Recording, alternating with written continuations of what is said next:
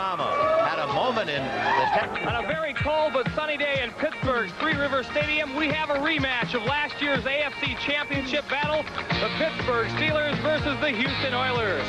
Playing conditions today a lot better than they were last year when the weather was absolutely miserable. It was Pittsburgh's ability to move the football and Houston's failure to do the same that resulted in a 34-5 win for the Men of Steel. Houston committed 9 turnovers. However, this is a different Houston Oilers ball club with some very different faces, like number 14, quarterback Gifford Nielsen, who replaced an injured Dan Pastorini to lead the Oilers to an improbable 17-14 win last week over San Diego. However, Dan Pastorini is healthy and will start today's game. He led the Oilers to a 20-17 win over the Steelers the last time these two teams met. And his mobility will be the big question. Can he escape a very fair steel curtain pass rush that features a lot of blitzing like this one by number 31 All-Pro safety man Donnie Shell? On offense for Pittsburgh, Terry Bradshaw has enjoyed another outstanding season, and the Oilers will have to contain him as well as the likes of his stellar wide receivers like Lynn Swann and team MVP number 82 John Stallworth. We'll have a preview of today's game as NBC kicks off its AFC Championship coverage with NFL 79.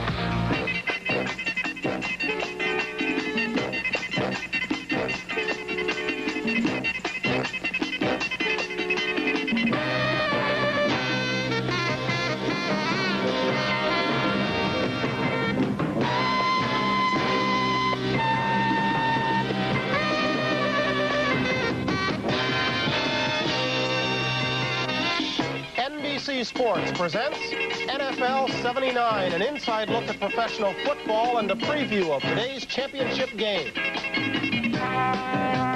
Brought to you by the new 1980 Volkswagen Rabbit, Dasher, and Scirocco. Volkswagen does it again. And by these fine products from G. Heilman Brewing Company, across Wisconsin and other cities.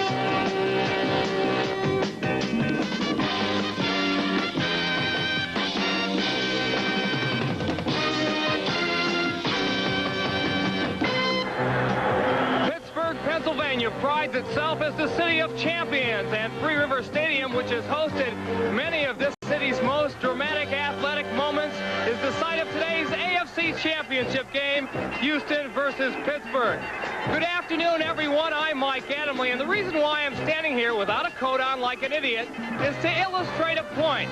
You know, on cold weather days, coaches like to play amateur psychologists. They like to psych their players into thinking it's warm when in actuality it's not. Certainly the Pittsburgh Steelers do this better than anyone. They have won 15 consecutive games here in this stadium, but they are especially tough when the weather is rugged. Certainly the Oilers took note. Yesterday in practice, several of their players were running around with just shorts and short sleeves to combat the weather. Myself, I've been standing out here for the last 2 hours thinking it's warm, thinking it's 70 degrees, but let me tell you, I'm freezing my can off, and if you're listening, Bud Grant, you speak with a forked tongue. Brian Gumbel is standing by in New York, and Brian, this concludes our 1979-1980 football season. As always, it's been an enjoyable one working with you, and I think, pal, we are going to be treated to a whale of a football game. You saved your best opening for last. There are a lot of amateur psychologists at home talking about you right now. I agree with you. I think we've got a great game. I agree with a lot of people that today is the Super Bowl because the NFL's two best are playing here today. But, Mike, as we look at this game, we've got to think back to those injuries to Campbell, Pastorini, and Burrow. We know they're going to play, but how well can they be expected to play in light of the injuries? Earl Campbell is supposed to be 100%. He's had 2 weeks of rest. They say he's running as hard as he ever has had. Dan Pastorini was throwing the football in practice yesterday. He looked pretty good. And with the conditions fairly dry, he should be mobile this afternoon, so I think they'll be ready. Okay, Mike, much has been made of last year's 34-5 verdict. Is it going to be any factor at all? Is it going to be on the minds of either team? I don't think think so. If any team in football can beat Pittsburgh, it's the Houston Oilers. They beat them earlier in the year in the Astrodome, and they are the last team to beat the Steelers here in Three Rivers. So I don't think that's going to be a factor. Covering today's game for NBC, giving you the play-by-play and expert analysis, Dick Enberg and Merlin Olsen. And gentlemen, you've had a chance to reflect on last year's game, your perceptions about what's going to happen today. Michael, last year we were blessed with a bad day. It was a freezing rain, as you'll recall. The icicles forming on the crossbars as Pittsburgh froze out Houston 34-5 and earned a trip to the Super Bowl victory later in Miami. It's cold today, but at least we don't have the precipitation. Well, this is great weather compared to that one last year. I think, though, the thing we have to think about, Dick, is that it's like a good news, bad news story. The good news is that the Houston Oilers have overcome all their adversity, all the long odds, all the problems. They're in this AFC Championship game. A lot of people never expected them to be here. The bad news, they have to play this game in Pittsburgh against the best team in football, a team that is 23 of the last 24. They've won at home, 15 in a row. That's bad news in cold weather especially. Well, you talk about the good news, Earl Campbell will play, but can Campbell play well on what amounts to a frozen turf, at least 50 yards of it? Well, he was trained on dry turf, and he plays well on artificial turf, but in the snow and on the ice, and we do have ice on the field, it's going to be very difficult for him today. We'll watch him early. Now back to Brian Gumbel in New York. Okay, Dick Enberg, thank you very much. Later today, after Houston and Pittsburgh get done, the Rams and Buccaneers will meet for the NFC title game, and that's news. First time in 12 years, neither the Vikings or the Cowboys will be involved in that game. Rams have been in this championship 5 of the last 6. Tampa Bay Buccaneers, first time ever. They've come a long way in 4 years, but Doug Williams says there's no pressure on them. One time you let the pressure get to you is when you read what the press say and, you know, listen to what people say. And if you sit there and believe that, then the pressure get to you. But if you read it and just let it go by, you wouldn't worry about it. We're just going to have to stop Ricky Bell. He likes to run outside and likes to run up the middle on the I plays. M leads. They pass the ball fairly well, although Williams is not that good a quarterback. If we take advantage and move the ball offensively and hog the ball and keep it away from them, we'll win. Fred Dreyer has never been one to mince his words. You heard him. Doug Williams is not that good a quarterback. Rest assured, his words have reached the coast of Florida. They've added a bit of spice to today's NFC Championship affair. We'll get back to AFC matters. We'll look at Pittsburgh, at Houston, and their 2 coaches. All that and more when we come back right after this. Widely regarded as the toughest division in all of football, the AFC Central, the Steelers and Oilers both had tough roads to reach their day today. The Oilers early on this year hurt by an injury to Dan Pastorini. They did it with 3 feet. 2 belonged to Earl Campbell, 1 to Tony Frisch. But as they turned into the second half, they turned in some very big victories at Miami and then beating Oakland and Dallas. As for the Steelers, well, they established their dominance early on, beating such powerhouses as Denver and Houston. And in the second half, they were just as strong. It's been a tough 18 weeks, as we learn in these reports. Last year, Pittsburgh defeated Houston in the AFC Championship game. The lopsided score and the miserable weather conditions made it an unforgettable day for the Oilers. But when they returned home that night, Houston fans had gathered here in the Astrodome to make it even more unforgettable. We're going to bust our ass to win number 14. It was the largest pep rally ever. 50,000 fans waited for hours until the Oilers arrived home just to let the team know they still cared. And win or lose, there will be another pep rally tonight when the Oilers go home. But I believe that had a lot to do with us going back this year. And believe me, we don't plan to come back to the Astrodome this year with a loss. Getting back to the AFC Championship has not been easy for the Oilers, but steady defense and the running of NFL rushing champion Earl Campbell led Houston to an 11-5 regular season record. In the wild card playoff game 2 weeks ago against Denver, Campbell was lost after pulling a groin muscle on this touchdown. Then later in the game, quarterback Dan Pastorini was also lost when he too pulled a groin muscle on this play. Still, the Oilers were able to hold on for a 13-7 win over the Broncos. The Oilers were without Pastorini and Campbell last week against San Diego. Gifford Nielsen and Rob Carpenter did a superb job of filling in. And as it did the week before, the Houston defense rose to the occasion. Safety Vernon Perry intercepted 4 passes and blocked a field goal attempt to lead Houston to the win 17-14. I think it was the best ball game I've ever seen played, really. You know, and I've seen a lot of good ball games, not only our football team, but a lot of other football teams play. And I think it was probably the most courageous football game I've ever seen played. Bum and his boys know it will take another all-out team effort to beat Pittsburgh today, and they intend on making tonight's pep rally a victory celebration. Now let's go to Dee Thompson in Pittsburgh for a report on the Steelers. Houston players admit it's no fun playing the Pittsburgh Steelers. You prefer walking off the field after one of those hard-hitting games, but many times you're carried off or wheeled off in a stretcher.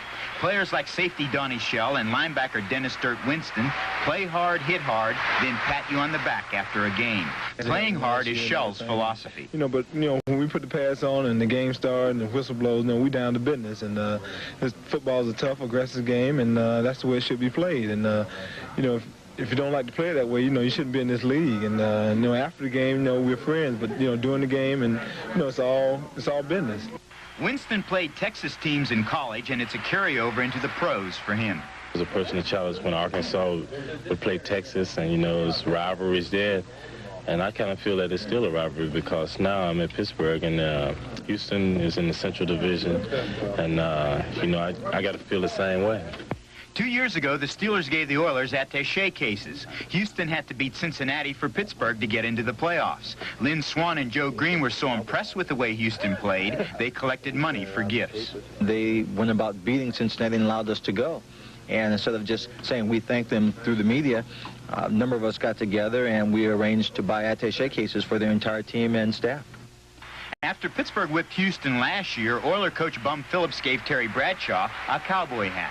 Bum and I are very good friends. I'm probably as good of friends with Bum as I am any coach in the National Football League. And it's just something he wanted to do. It's the kind of guy he is. Cowboy hats and attaché cases are nice gifts, but the real prize the Steelers and Oilers want is a Super Bowl trophy, and that's what they'll be trying to get a shot at today. This is Dee Thompson reporting for NFL 79. All chicanery aside, Houston's coach Bum Phillips faced his toughest decision last week when he decided to rest Earl Campbell. And yesterday, our Merlin Olsen had a chance to talk to Bum about that decision. Coach Earl Campbell said if you had asked him to go into that game last week, he would have played. Many coaches, in fact, most of the coaches in the NFL would have made that request. What makes Bum Phillips different? Well, Merlin, in the first place, I don't believe any coach would ever play a player that they feel like shouldn't be in the game. I didn't feel like he should be in the game, and of course I wouldn't have asked him. I don't doubt that he would have done it, and it makes me proud for him to say that, but I just wouldn't have done it. You face a situation this week with Pastorini back and going to play. Young Gifford Nielsen certainly filled in admirably. What would it take to get Pastorini out of the lineup if he is bothered by that injury during the game? It'd have to be something major. He'd have to go down and not be able to get up and play. And Dan has played long enough that he will, he'll look me in the eye, just like he did the other day before the game. He said, I thought I could go, but he said, I can't, And he said, I can do it, but he said, I'm not going to be full speed. And he said, I think Gifford will do better than I would half speed. Bum, you said that the road to the Super Bowl leads through Pittsburgh. You're here, playing in that last game. If you play your best game and Pittsburgh plays their best game, who goes to the Super Bowl? Naturally, Houston. Thank you, Coach. All right. With all due respect to Tampa Bay and Los Angeles, many people are calling this game the Super Bowl. Not only are Pittsburgh and Houston the two best teams in the NFL, they also possess two of the most respected coaches in Chuck Noll and Bum Phillips. As they're playing the Pittsburgh Steeler polka, pro football history will note that the 1970s was a decade dominated by the Steelers. There are many ingredients in the Steelers' formula for success, most notably their quiet coach, Chuck Noll.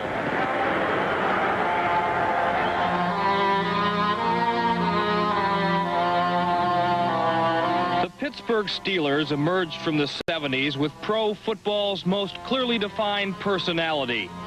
They were the men in black, the intimidators. They rose above the elements and their opponents to take the NFL by storm. The Pittsburgh Steelers ran roughshod through the decade and along the way earned the title World Champions.